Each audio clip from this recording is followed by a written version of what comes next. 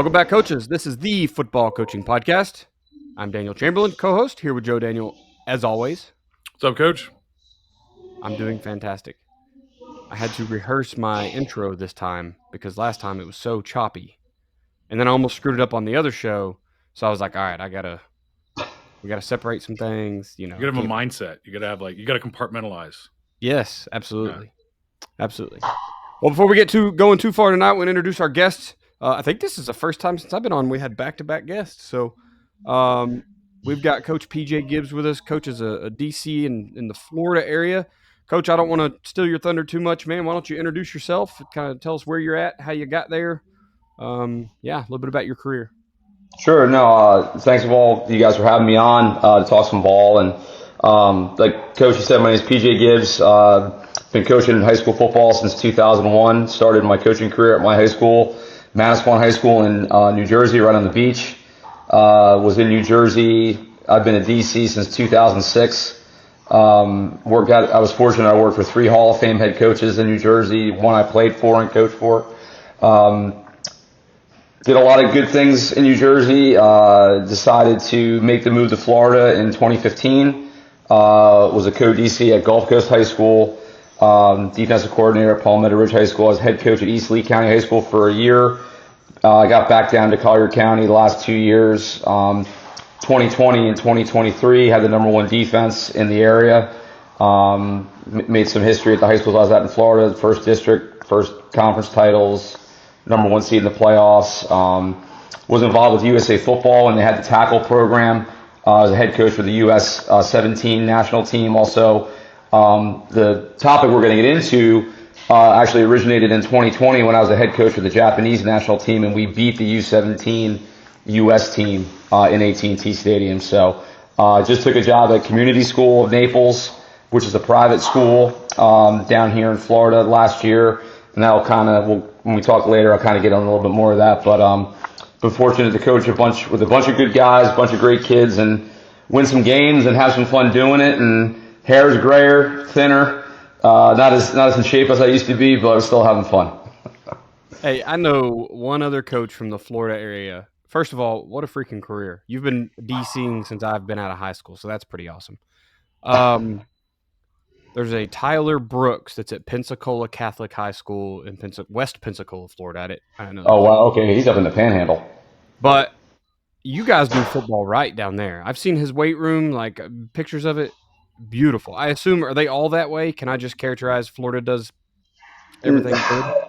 I would say for the most part, yes. Our facilities at CSN are probably some of the top in the state. Yeah, I mean, because again, it's private school. There's money to be had, and they allocate the money. It's a fitness center. We have the 40-yard strip down the middle with the sleds. You know what I mean? It's a different duck. It's not like a Texas in that sense, or Georgia, but there are schools that do have that. I mean, yes. And the biggest adjustment for me coming from New Jersey was, like, I remember when I was a young coach, I remember going to the Glazier Clinic in Atlantic City, and I saw Rick Darlington speak.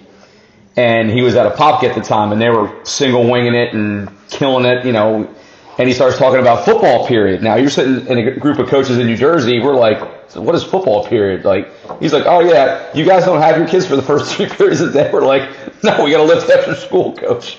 So that was like the biggest adjustment for me coming down here. Like, oh, they get a grade for lifting weights? Yeah. Fantastic. Pretty Part cool. Of that 4.0 thing, right? Like, yeah, oh yeah, yep. Weights real well for 4 semesters. Yes, sir.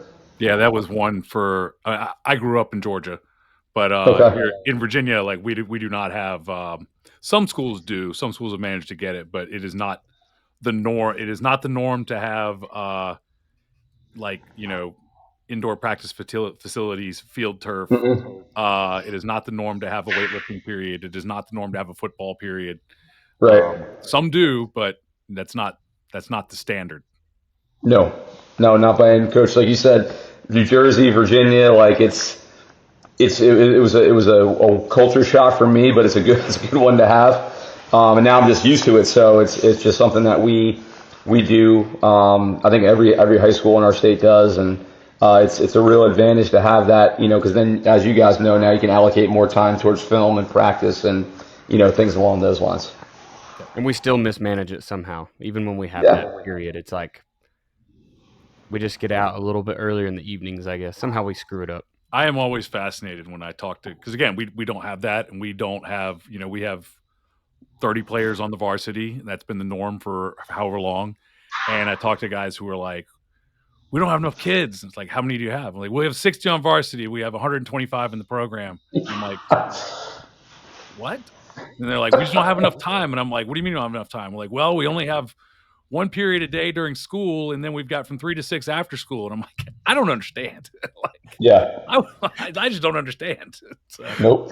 You figure it's kind of like budgeting. Like, unless you have a very strict budget, if you get a raise, you're going to spend that money somehow 100%. and probably spend more of it. Yep. Yeah. Awesome.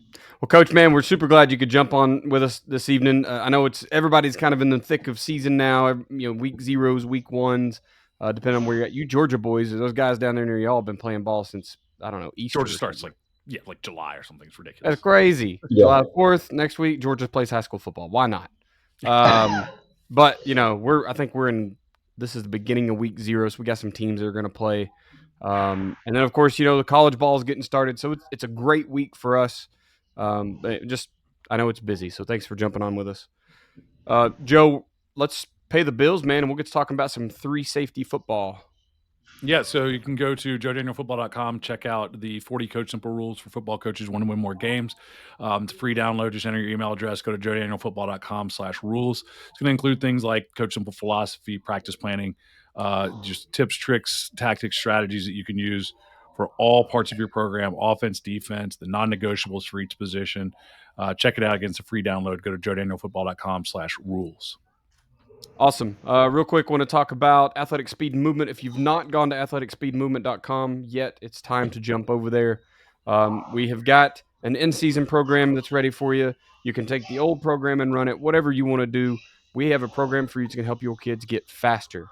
It's a 12-week program. You start it now, are you going to be your absolute fastest in the regular season? Not likely. But talk about hitting your peak. Everybody wants to be peaked when playoff season starts. Let's go, right? You're in week 0 now. Week 11, week 12, you're primed and ready to go with the fastest team you've ever put on turf. So jump over to athleticspeedmovement.com and check that out today. Sweet. Let's get into the questions here, guys. So, Coach Gibbs, we're going to let you answer first here, you being the guest. What is a 3 safety defense?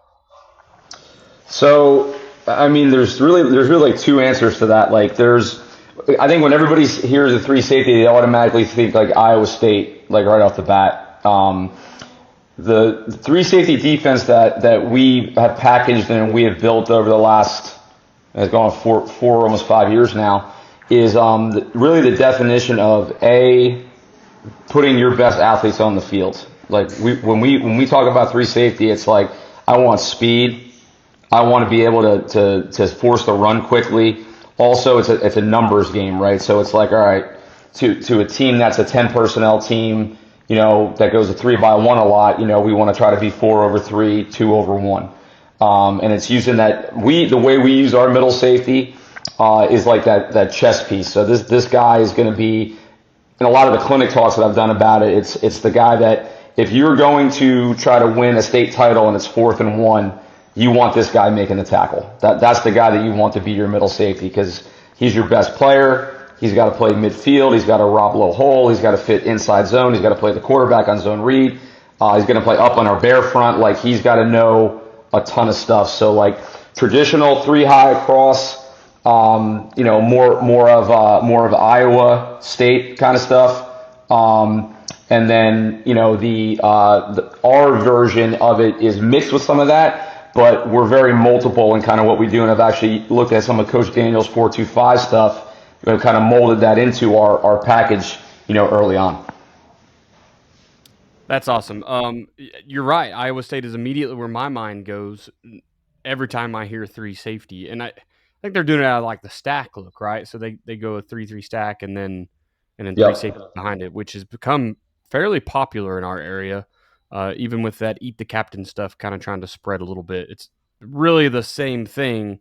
They just put all the safeties and linebackers and D line on one area and then on one line and then rush weird people. But so it's definitely growing. Joe, what do you know about three safety defense? Nothing. Yeah. we've had coaches who have incorporated three safeties with, like Coach said, coaches who incorporated with our 4-2-5 with our 33 stack stuff, and the way that they've incorporated it has been kind of like alignment based, and then using guys to plugging guys into different spots. And the big thing I think is that it's that middle safety that is getting down and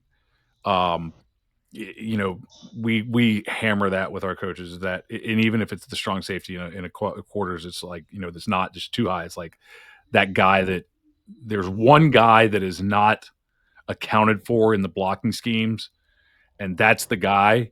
And we need to have that guy showing up wherever the play is at, making, leading your team in tackles if he's, and it's very different. I think that a lot of coaches have trouble with it. And I know, I find this with even coaches that come to us, is because the mindset going back 15, 20 years, and maybe not even that far, was always the best player on the defense is the Mike linebacker. That was always the mindset. You put that guy at the Mike linebacker and he flies around. And when you start talking about three safeties, what's the thing that people immediately think is like, how are you going to stop the run? It's like, whoa, that's back up a little bit. And then you talk about putting the best guy at the free safety. And again, it's like, no, everybody wants that Mike linebacker. Even our guys that come in, when I talk to our coaches, defensive coordinators coming into our system, and they talk about what position group should I coach? And I always tell them you should coach the safeties, because regardless of how you position them, the safeties are going to determine how good your football team is, and so from that standpoint, I think it's interesting with the three safeties and everything. And it's a shift. It's a mindset shift. And I think a lot of people maybe even people who are listening to this episode would go, oh, well, yeah, he's in Florida. That won't work in Minnesota. Right. And it's, I think part of it is separating yourself from numbers. Like you said, we're putting the best athletes on the field, and not that concerned about what we call them, but also it's a shift in the mindset. And I think it's really important. I'm interested in this episode to get out of that mindset of the Mike linebacker is the guy. It's like, no, we've got the guys back there.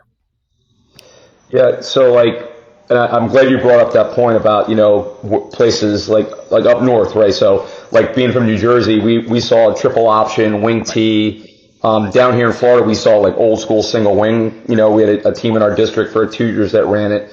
One thing we really prided ourselves on was we were extremely multiple with our fronts, and the way I market my system, but also have the film and stats to back it up, is we're not going to replace anybody. Like we're not going to have, if we're 3 down, 4 down, bear front, double A gap mug, it's the same guys on the field.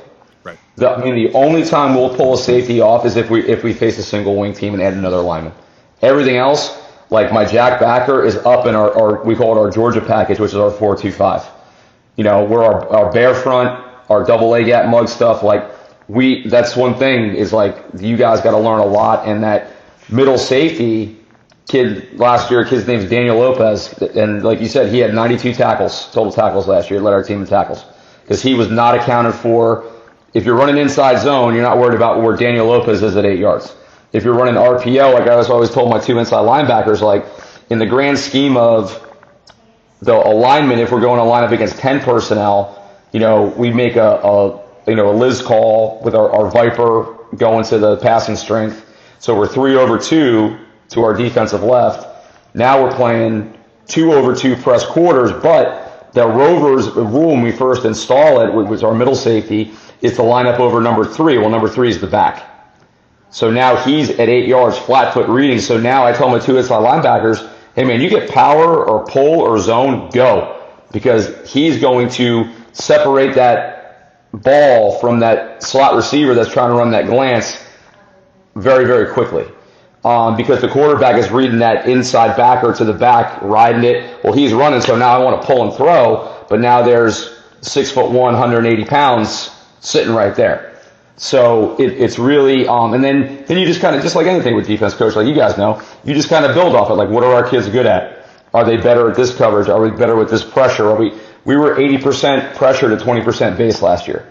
And it was trap, it was cover 3, it was bracket, it was a lot of stuff that I've learned over the years from a bunch of coaches. But again, I think it goes back to getting numbers, right? I don't know any offensive coach that runs an RPO that wants to continuously hand the ball off. They want to pull the ball and get the ball into the perimeter because they go to the clinics and they see Lincoln Riley, they see Bryles, they see all these other guys that, want to run up tempo and get the ball out to their at, which they should.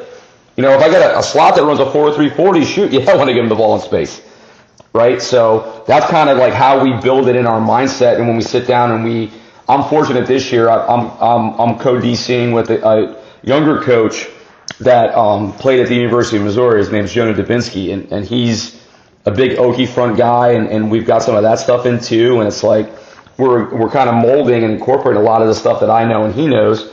But it's really cool just to see the evolution and the process of the defense. So we'll jump into our second question here, because now you're kind of selling me on this 3 safety stuff. So the question is, why would we use this rather than a traditional 1 or 2 high? But really what I want to ask you now is, like, what are the key things that makes it so different? Because you're talking about rolling guys down. You have a bare front. Like, yep. So what are the key things that make that 3 safety defense different than a traditional 1 or 2 high? And then why do you pick that instead? I think first and foremost, I think for schools or places that don't have a whole lot of size up front, if you have kids that are, you have the linebacker, safety type kids that you have the speed, and you're not blessed with like the 6'4", 320-pound hosses in the middle. I think that's one of the reasons why we go to it, because like I always equate this to like in coaching, up north, like the bear hibernate in the winter. So they put weight on, right? Then they go inside. Down here in Florida, there ain't no winter. So those bears are out running around. I mean, we got lean dudes down here. Now, again, your Miami Northwesterns, your Centrals, like they got Venice, they got the dudes. We don't have that. So it's kind of like that mindset. And like to me, coach, it gives you so much opportunities to be so multiple in your fronts. Like we're very formationally based in how we align and how we pressure. So it's like, I know if I'm going to see an 11 personnel with the Y off the ball, but still in the core, I'm going stack. We're going to run our stack pressure series. Like if I get tight end in hand in the dirt, we're going to get into our Badger and our Bear stuff. Because we have the athletes that can play cover 1, but I still have my same speed personnel on the field. And to me, if you get us like week 6 or 7, you as an offensive guy now have to take out so much time. All right, well, if we're in 10P, this is how they're going to align, how they're going to pressure.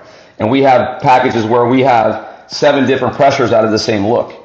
So now you can't tell your O-lineman like, hey, well, they're all lined up, they're covered, it's 5 on 5. It's this. No, it could be that. It could be 6 other things. And we start everything from a press 2 high look. So we're post-snap rotation. So for me, the secondary, especially because I'm so hard on those guys because I coach them, I don't have to worry about their alignment because they know whether we're in blue, green, black, orange, gold, same alignment, post-snap rotation. That's kind of the beauty of the modern defense, I think, is a lot of guys are going to that 2 high shell, but you have no idea where people are going to end up, right? Like, yep. I think small ball, we're still seeing a lot of 1 high, cover 3, cover 1, but you have any number of kids or any size of school at all, and it seems like everybody's going to that 2 high shell because, like you just said, you don't ever know where they're going. You don't know what coverage, you don't know what pressure, you don't know. And so, I'm a big fan of like show them a picture and make them block something else, right? Change the picture on them as late as possible. So 100%. So key pieces. You talk about this kind of rover guy that's the middle safety, middle high. What is he doing when you're in this 2 high look? Is he one of those guys, or is he rolled down somewhere? Is he pretending he's a backer and bailing, or is that the beauty of it? Is he can be all that? he can be all of it. I mean, but like, so if you're talking about like week one install, let's talk like week one install. So we see, so his rule is to relate to number 3. I don't want to mess with him yet. I still just want to make sure that he knows where to align. So like 10P, Viper left, he's lined up at 8 yards over the back. Okay. Now, to me, the biggest thing next is like, okay, because we get a lot of jet motion, right? So it's like, how do we then attack motion? Do we want to keep him in the box? Do we want him out over number 3 in trips? Because that's like our Apache check is playing Tampa 3 over 2. He has number 3 vertical, and a hitch to me is vertical because we see, Coach Daniels, you probably say the same thing, like 3x1 loaded back, same side RPO, try to bang the number 3, the hitch to number 3. So now it's like, okay, well, we're taking that away. And then our single receiver rules on the backside is we're playing either trap or we're playing 2 invert. So we're still 2 over 1 on that side. And I can say, listen, if trap coverage, if you're not a fan of it, in high school football, become a fan of it. It is phenomenal because you take away you're in the slant window, quick passing lane. Also, you get extra run force, secondary run force from your corners. That really helps our defense because we get those guys like it's really helped. And then like if you wanted to keep him in the box, coach, over the back, we'll check roll coverage 3 cloud, or we'll play 3 buzz. Usually we have rules: motion to the Viper, usually we're buzzing; motion away from the Viper, we're going to play 3 roll and just cloud the corner and just roll the safeties, over top of that corner. So that's kind of like week 1 adjustment motion stuff. I always tell the kids, like, listen, we're not going to get into the fun stuff until we know how to align in our base.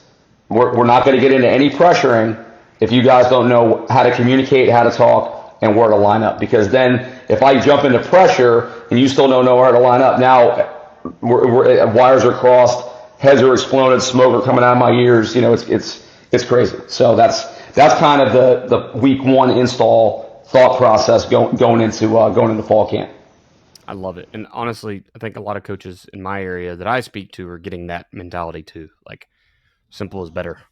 Maybe because Joe has a podcast that says, be simple. Well, there are a lot of coaches that have tried to solve problems with scheme, and that doesn't work and that's what we get a lot of coaches coming to us who are coming off of 0-10, 1-9, 2-8 seasons. And the first thing we talk about is we gave up 40 points a game. It's like, okay, the first thing you've got to do is stop the bleeding.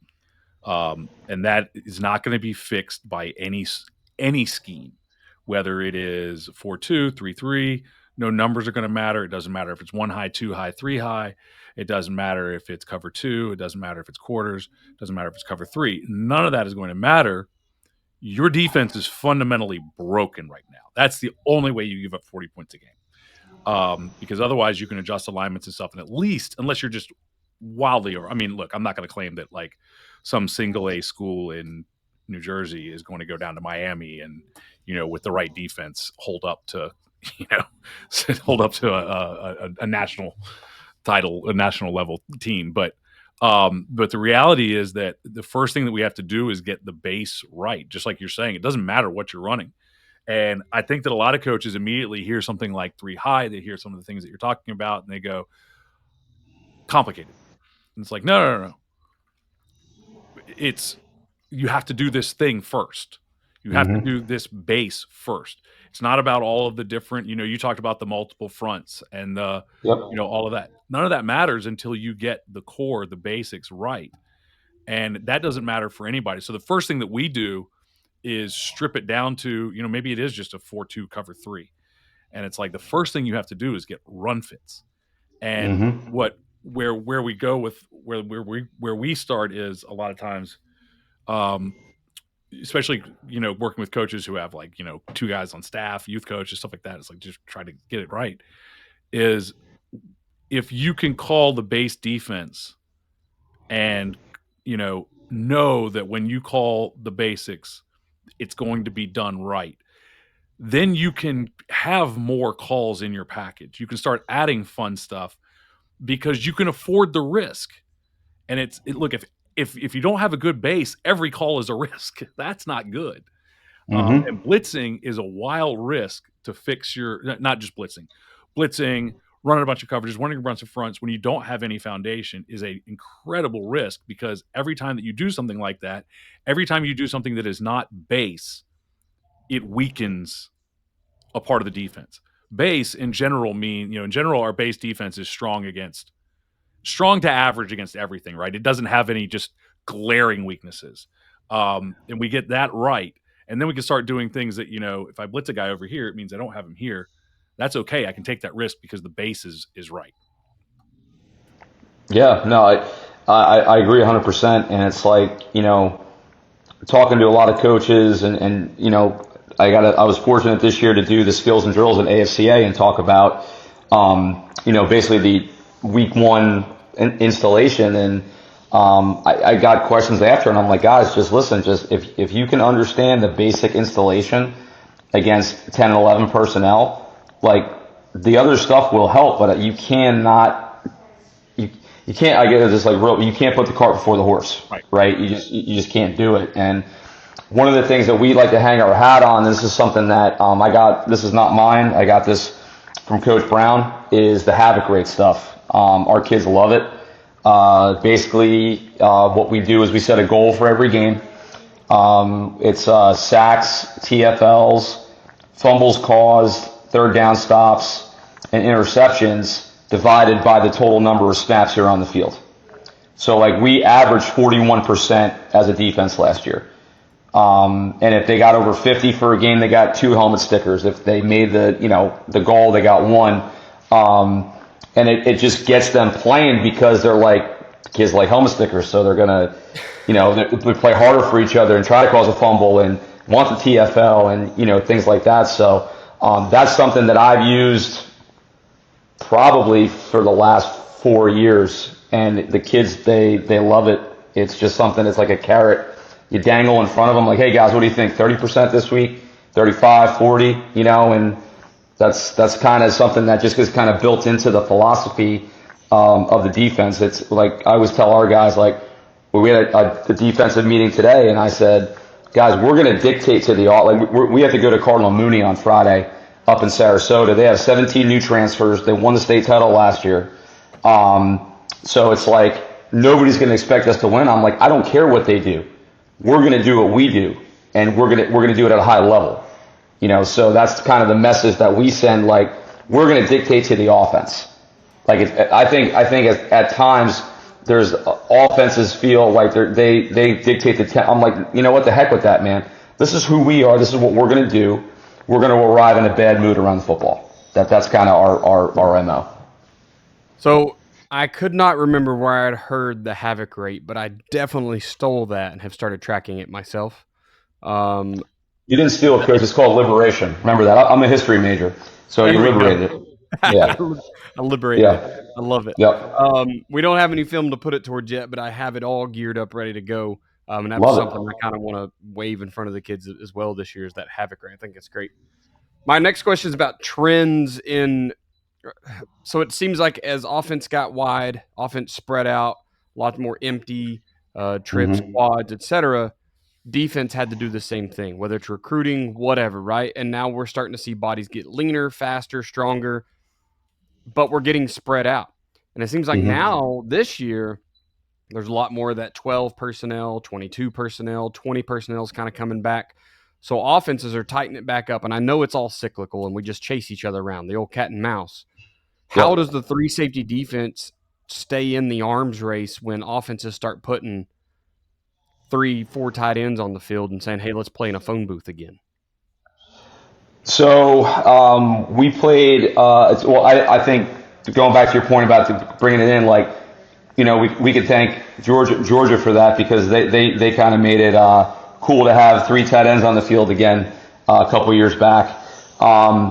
But so, I mean, schematically, it's kind of, to me, it's like matchups. Like, I think if you're like, I go back to when we first started running this right after the International Bowl. I think it was that January. I think Notre Dame played Iowa State in a bowl game down here in Florida, and Notre Dame was like all 10 personnel, and then second half they got into 12 and just ran inside zone to death against the 3 safety. And that was kind of like, for me, it was kind of like, all right, well, this is kind of like our kryptonite. So how do we combat that 12, 13 personnel stuff? So it really is, for me, it's like, okay, it's a matchup deal. Like if I feel we can hold up in a type of a bear situation, like I'm okay with the bear situation. If I feel then we have to remove one of the safeties to add an extra lineman, we're going to do that. You know what I mean? Because at the end of the day, for me, and I know you guys feel the same way, you want to put your kids in the best situation to be successful. Like, to me, it's not like I have to play with the 3 safeties. Like, if I know that we're mismatched up front, I need to get one of the O linemen over and, bro, listen, you're playing freaking 3 technique this week and you're going to be a monster. You know, or what I can do is I can bring another linebacker in and use him as a stand-up. You know, like we played Naples High School last year.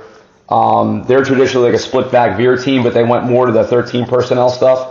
We played 5 down, but it was with 2 stand-up ends, and not a traditional bear look, but you know, we bracketed the receiver with our free safety because their tight ends weren't really threats to go, and we just used movement, you know, twists and slants and loops and stuff, because you guys know that those, especially gap scheme and veer, they have their, you know, it's kind of like almost like wing T, right? Like, hey, all right, well, we're going to try to run ISO here. It's a 3-5, so we're going to try to cross block it and fold the wing under. Or if it's a shade 5, now we're just going to go out and fold the wing under. So to me, it's like you said, Coach Chain, before, it's presenting that picture of, okay, here's my rules. Well, now I go to step for my rule, and now my rule's gone. So that's kind of my mindset with that stuff, is like, if I think we can hold up with our guys, we'll roll. If we can't, we just make the substitution and then we go. Yeah, so I hope that answered the question. I think there is a look, I was a walk-on D2 outside linebacker safety type, and what I did really was be a scout team D end and just give those old linemen work. I made some really good friends in college because I made those really big kids look ridiculously slow. So there is some merit to just putting a dude out there and just let him go to work on those, you know, big tackles, whatever. And I don't care if it's zone blocking, if it's pass pro, it doesn't matter, right? It's really hard for that big bear to kind of work when you get a little bit of space and somebody with some speed and agility. So I 100% understand. So Joe, I guess really kind of questions come to you, and that's just like comparing this to what we're used to, this 1 high, 2 high looks. Like, where are you seeing those comparisons right now? Well, I think it gives you a lot of ability to create different look. We talked about showing the shell and then moving and all that kind of stuff. And that's kind of where, we like to establish, if we're going to be a 1 high, cover 3, cover 1, we're going to establish that first and then put in the disguise. So it's just a little bit different look from there. And then, then we can get into some different looks and different things, but we're going to establish, I like to get our kids to line up and play it first, and then we start to work from there. But, I think for most of us, for most of the people listening to this podcast, the idea of, even offensively, the vast majority of coaches are in the middle of nowhere, and nobody has 3 tight ends, but more importantly for this podcast, nobody has 4 true down linemen, 3 true linebackers, or 3 true safety. Or we probably are more likely to have 3 guys that are passable safeties than we are to have anything else. And I always talk about our guys, our base alignment, especially for a lot of our coaches who are going to be base cover 3. And guys will look at it, real smart guys will look at it and go, well, that's just a 4-4. You're a liar. I'm like, I know. It absolutely is a 4-4. We line up in cover 3. Except we call them safeties because it makes them feel faster. And that matters to me more than anything. Because I get a kid who's, I've got a kid who's 5'8", 160, but he runs pretty well. And if I'm like, you're a linebacker, he's like, I don't think so, pal. But if I'm like, you're a safety, he's like, cool. What's a safety? I'm like, all right, let's go. So, the reality is, we don't have personnel packages. Yeah, we can probably get an extra lineman here and there. Or find it, we've got a third linebacker, like especially against your best opponents. Like, can I rotate 6 guys on the defensive line against everybody or against the average teams and get a break from my guys? Absolutely. But against the top team, when it's on the line, I've probably got 4 that I really want out there. I've got a couple linebackers. Like, the best 11 is the best 11. And being able to, whether it's to disguise or to line up multiple front or to do different things with them, even though we start out simple, you don't have to get to that, but it's certainly, in order to get to the top, I think you do. I think if you're coming off of a 1-win season and you're trying to compete, you don't have, you can compete without that. But if you're trying to, go out and play against the top teams in your area, depending on your area, you're probably going to need to do to be able to do some different things. We're kind of jumping to the last question here, guys, and that's, how do we mix this 3 safety defense in with our current scheme? Or how do we add this? How do we just kind of sprinkle some on top of what we're already doing? And kind of what I'm hearing is 3-3 stack, 4-2-5. You're really already there, right? You've got 6 dudes truly in the box between the tackles. And what do we use? We use overhangs, right? We got a strong safety that's an extra dude in the 4-2-5. Joe just said we call him a safety half the time anyway. So now we got a strong safety, a free safety, and a weak safety. We're really already kind of doing this. Maybe pre-snap, you just show 3 high and roll at the snap. Or I know it does, Joe, what we teach a lot of is that, 5x5, sit outside, be able to come play force. Right. But there's no reason you can't roll there eventually, right? And now you're kind of bringing force, and honestly, with a little bit of momentum behind them. As we're talking those hybrid guys. So you don't have to eliminate the 2 high look. You don't have to eliminate what you're doing at all. It sounds like it's almost more personnel than it is X's and O's. Yeah, I'd be interested to hear how you incorporate it. But yeah, it's absolutely, the 5x5, like that's our base zone alignment is 5x5. TCU was 7x3 on the front side, and on the strong side, I felt like that was, it was just easier to go 5x5 for us. The angles worked and everybody's 5x5. And I like it, but you're right. Like, that's the starting point. But once a guy knows what he's doing, we can move him. It's like this week, we've got a guy who's rolling down to that. And, just because of a look that we're getting and a read that we're getting, and hopefully this podcast coming out 2 weeks after that game's over, and not getting published on Thursday. Well, actually the game's on Thursday. If they figure that out, then good for them. So, but yeah, I mean, just, I'd love to hear how you incorporate it, how you get started with it. Because I think we only see it. I've probably only seen it once truly in our region, on our schedule.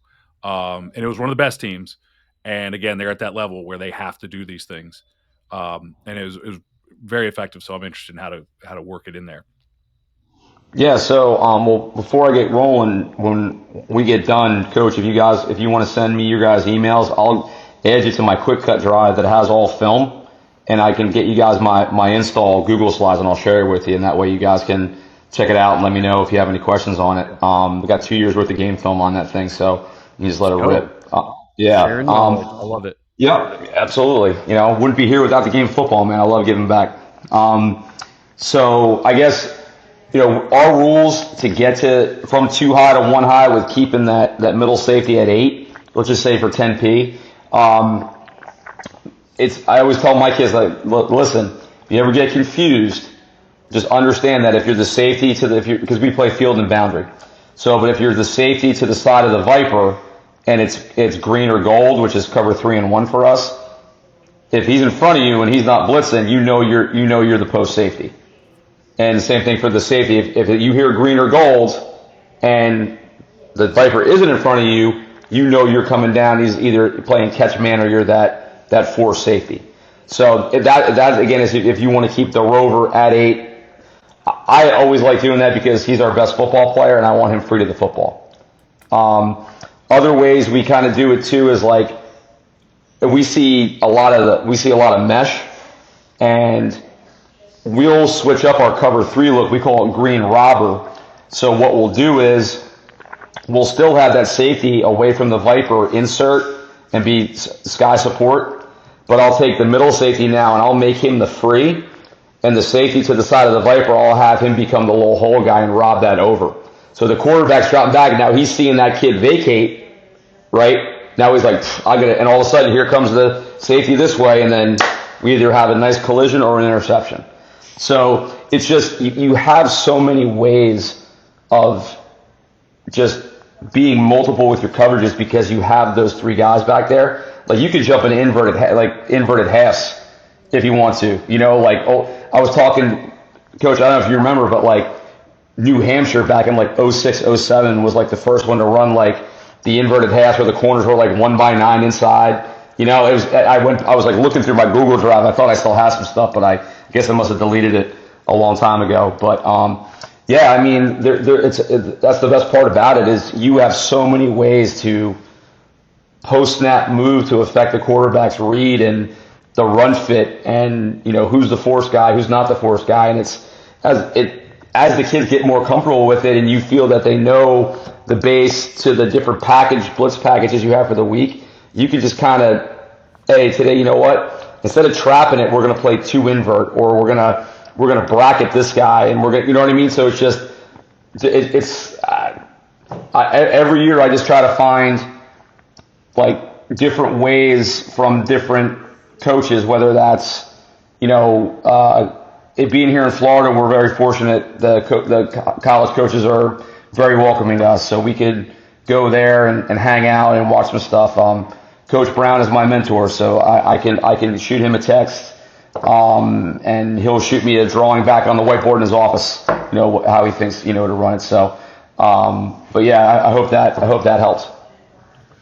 So what's the base alignment for the, when you're starting at day one for the other 2 safeties? I know you got the 8-yard over top of the mic, and I guess just clarifying the Viper and how that, what's the Viper, how are we working off of that, and how are we aligning those safeties and aligning those corners? Yes, sir. So corners are gonna be pressed. Okay. We're gonna be pressed. So the Viper, day 1, we're gonna play Tampa 2 to the side of the Viper. So that safety to the Viper side is 2x12 inside number 2, and just playing the hash. What's the Viper? That's what I was. Viper, we're apex between the tackle and the slot. Okay. So it's true Viper, like old school Tampa. Gotcha. Yeah, he's the nickel, the star, the spur, the whatever. Don used Viper, so I used Viper. So that's kind of where I got that. And then the safety away is going to play like we're gonna play like Narduzzi, like press quarters. So he's at like 9, walking down to 8, hopping, knowing that he has that rover sitting right there if we get that RPO slant. Yep. So, and then we just play Meg on number 1, and that'll take care of itself. But yeah, so it's 2x12 and 1x8 inside leverage on that boundary safety away from the Viper. Cool. So when you start, we're talking 2x2 alignment here. It really just looks like 2 triangles, right? You legit have got a triangle sitting over 2 on each side. That does lighten your box a little bit, and you're truly giving a 5-man box. Have you had issues with zone or anything else? Something they can hit inside where they have 5 blockers for your 5 defenders, and they still have a quarterback and a tailback to account for. So, any kind of lead plays or draws? Is there anything like that that's hurting it? Well, so what we'll do is we'll play 0 and 2 4s. We're slanting those 4s into the B gaps. So we're moving. The nose is going to slant away from the back. So that the mic is gapped up, and he's got run force with the Viper, because the Viper it's not trap where he's got to play a little loose. He's really playing hard run first. So we got backer support there. So it's a very good question, Coach, because it gives an appearance of the light box pre-snap, but post-snap we have the rover, we have the quarter safety, We have the Viper. You know what I'm saying? So like it does.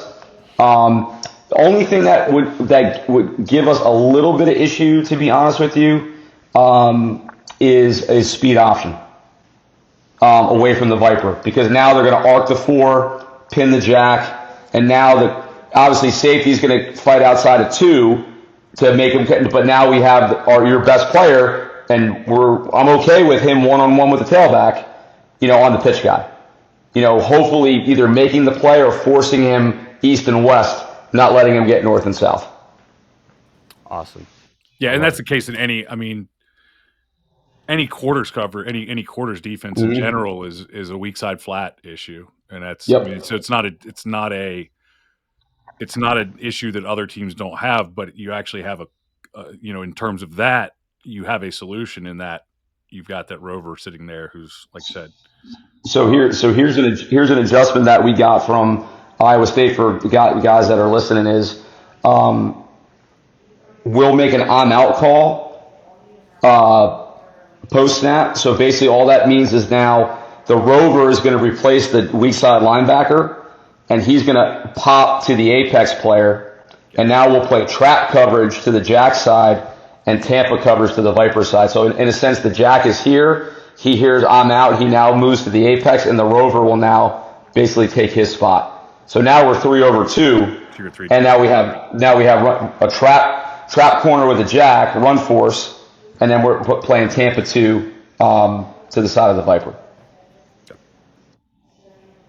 I love it. I think even it doesn't matter the level. That sounds like a great, we always talk about having an off coverage and off front, whatever it is, something to just change up your normal. Once again, quit giving them a picture and letting them block the picture. Talking about high school kids, right?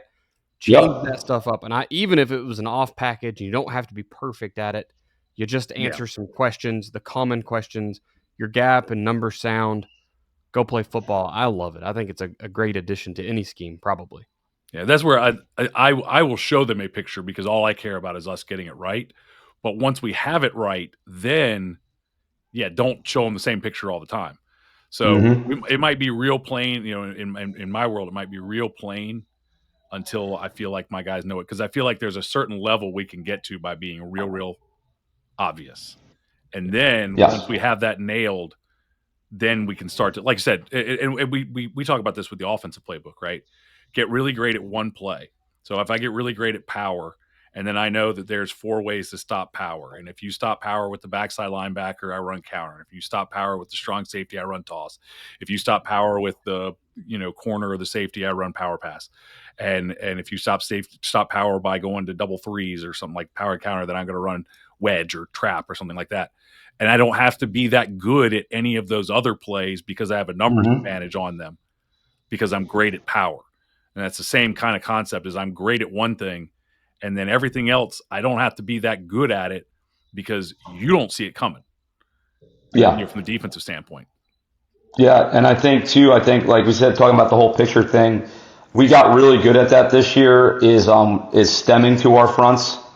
So what I would do is I would have one of our younger coaches go scout the team we were playing for the following week, and I'd have them chart when they would snap the ball on the play clock and get an average of when they're going to snap the ball. So like, let's say, and during practice Tuesday and Wednesday, we would turn our play clock on. So we did a stemming period where, let's say we were going to get from our 3 down to our 4-2-5. We could go from Baylor to Georgia, or Georgia to Bear, right?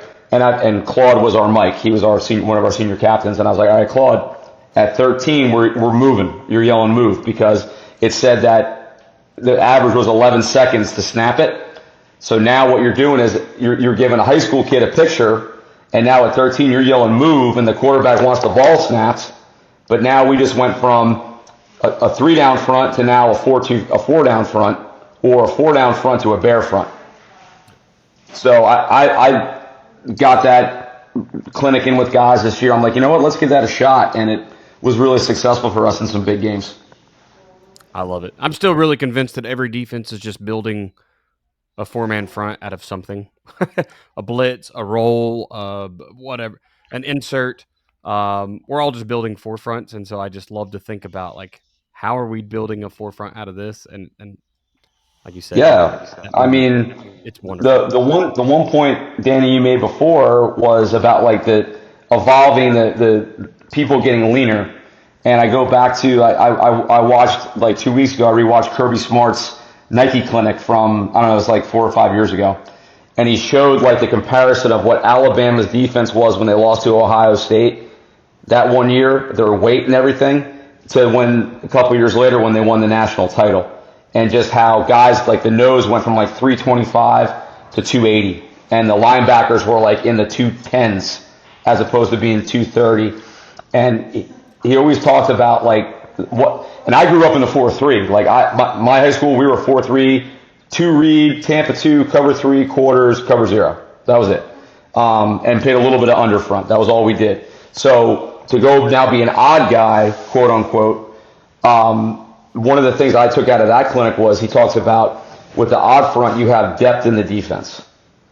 You can fire from different directions. Like if you're 4 down, you're 4 down. Whether you want to buzz a guy to the flat, you know what I'm saying? Like you're still 4 down. And like one of the guys in our state that does a really good job is the DC at Florida, Austin Armstrong. He talked about, we went up there for their clinic, he talked about getting the bear from depth. That's kind of his Ron Roberts stuff, right? Like how do we get to the bear front from, and I've kind of incorporated some of that in our pressure package. But I think that's all good stuff. You know, to me, it's like you're going to have your philosophy as a coach. You're going to have your influence as a coach. But at the end of the day, what can the kids get lined up in? What can they do well and not have to think? They just go play fast. Yeah. And then success will come, you know, after that. P.S. If nothing else comes out of this podcast, I would love to get in a room with Ron Roberts. I've had an interview with him. Now I got to get to Florida. He was supposed to be at Auburn this year, and OU goes to Auburn. I was like, I'm just going to stay an extra day. I'm going to go meet him on Sunday. Nah. Then he goes to Florida. So, but anyway, if you know, you got to come down to Florida. You got to come down to Florida. We'll go to a game. We'll go hang out. I love it. Let's make that happen. Yeah, man. Awesome. Well, guys, we have kind of punched holes in all the things here. We've checked all the boxes. Let's get into our level up real quick. Joe, you moved level up to the end, so I'm gonna let you go first. We had a horrible time our first scrimmage blocking our offense. Whole new offense, not a whole new offensive line. It's newer than it was because we lost our 1 4-year starter. We lost him in the first scrimmage. We don't know for sure, but for a while at least. So we have one returning starter on the offensive line. Started a few games last year. So we are trying to get all of these guys going in the right direction. The first game was not good. And we struggled. We got better last week. But today I will throw it in as my level up because today was our first day using Thad Wells' Ruski system with the pictures on the wristband telling them exactly where to go on offense. So that's my level up that we did. Now that I will encourage all of you, if you decide to do this, you're going to need some time because, you know, I gotta basically sketch up 70 plays or whatever and get them on this wristband. And then the second hard part is finding the right wristbands. Because I don't know what everybody's budget is like, but you know, $300 something for a stack of wristbands from Nike is not. So currently sampling wristbands from various plants in China. Find one that holds the biggest cards, but we got some old Chinese wristbands that are doing all right for us right now. But today was the first day.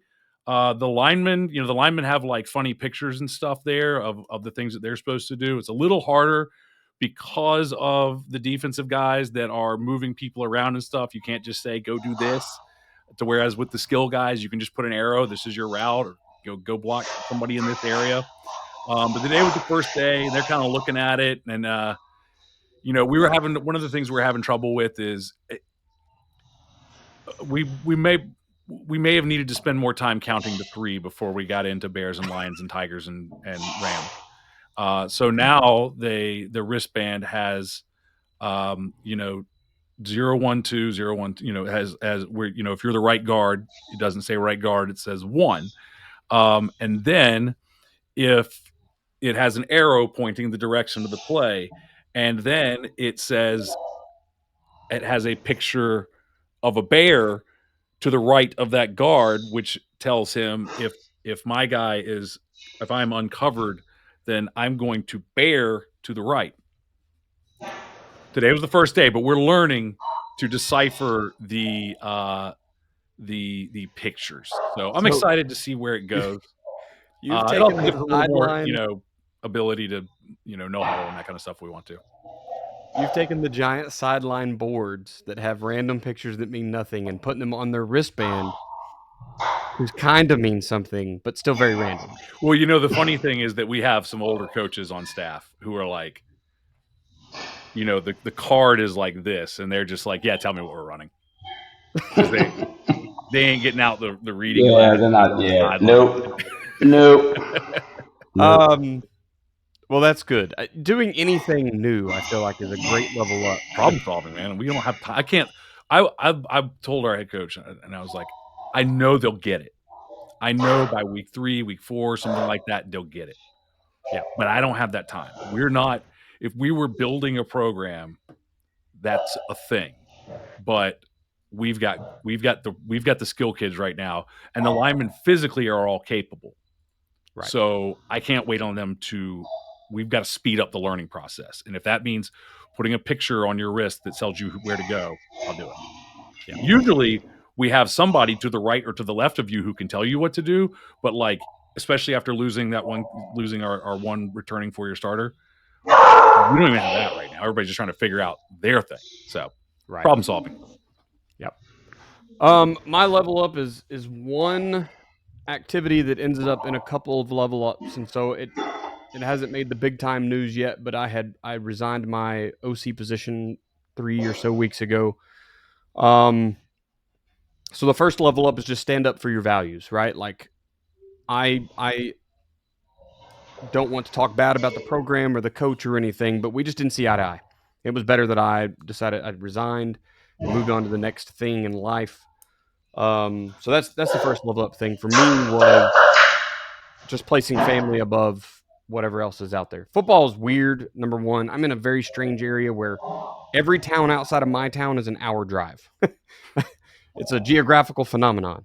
And so anytime I don't work in my hometown, which I don't, I've got to drive. And so finding something fairly close and having to give it up sucks. The second part of the level up is I was adopted by a staff that runs the offensive system that I was already trying to install. It's the guy that I've been working with to learn it all. And quite a few younger guys, and so we see more eye to eye. Time management, respecting people's time. It's not full-time job, April through December. So it really aligned with my core values, with my family, and more than anything, it let me come in on short notice and just kind of give what I have to give to the program. But I'm learning whole new blocking ideas behind the plays that I was already going to run. Talk about outside zone, and are you a double teams the backside guy overtakes, or are you a we fight and whoever comes off comes off? Like, there's so many rule changes that it's going to force me to go out and learn different ways to run my base plays that just continues to add to that toolbox, right? It may or may not be the way I do things in the future, and I think that's been a ton of fun. Anytime you have to get into a program that's had success, a program that's already established and moving on, and it takes away that ability to like, hey, let me give you my opinion all the time. You truly have to learn their way and try to make it fit what you're already doing. And I think that has been so good for me, because to be honest, I'm trying to get into the consulting side, and I'm going to see people's systems that aren't what I run, but I got to be able to offer them an answer that isn't my answer, right? I've got to be able to take what they do. Kind of tonight, right? If someone's a 3-high safety defense and I run 2 high, I still have to have an answer for them and leave them in their stuff. So it's been really, really neat for me is to get over there, learn a different way to do those things, work with new coaches, very like-minded guys, and really has just reinforced my very modular, very answer questions week by week offensive scheme that I'm kind of falling in love with. So long-winded answer to say I changed jobs. All right, PJ, you're on the clock, man. Welcome to the podcast. You got to give us your level up. What are you doing to be a better coach? I got two for you. Kind of similar to what you were saying. For the first time in 23 years, I am not in education. I took a job as a project manager for an organization called Family Initiative that helps kids all over the state of Florida on the autism spectrum.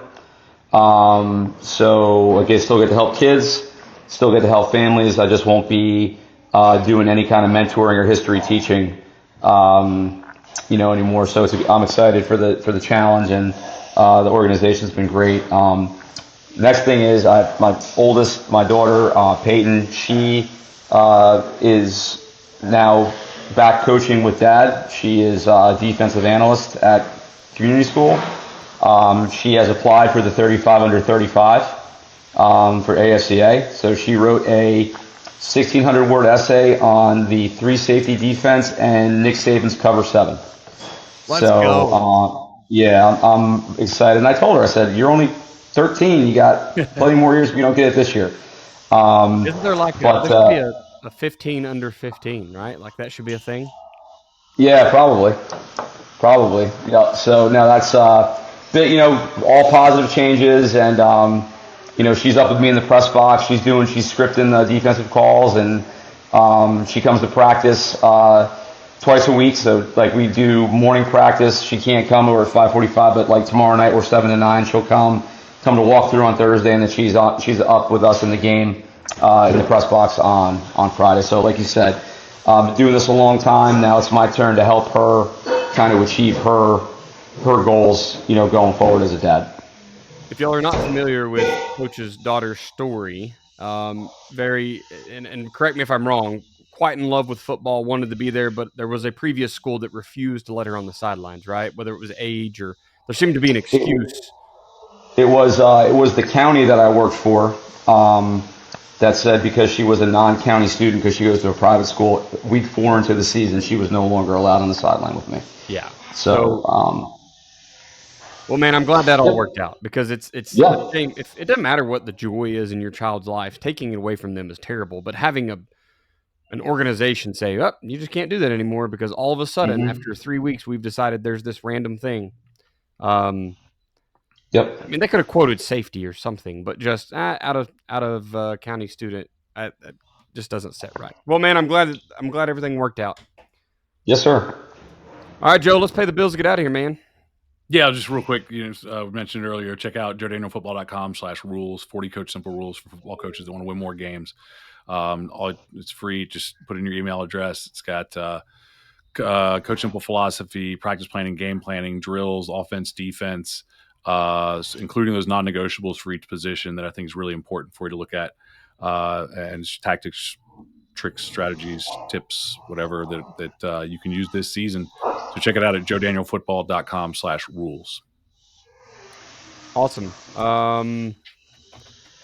Coach Gibbs, we'll let you talk about your defense here. I know, just tell us kind of like a little bit about it, what you've got in your program, and then where can we go to find it?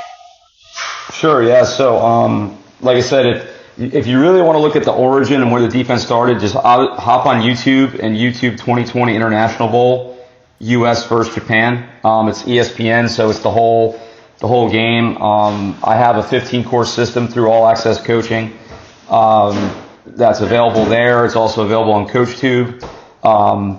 If anybody has any questions, my Twitter is easy. It's at Coach PJ Gibbs, or the defense is at Gibbs Defense.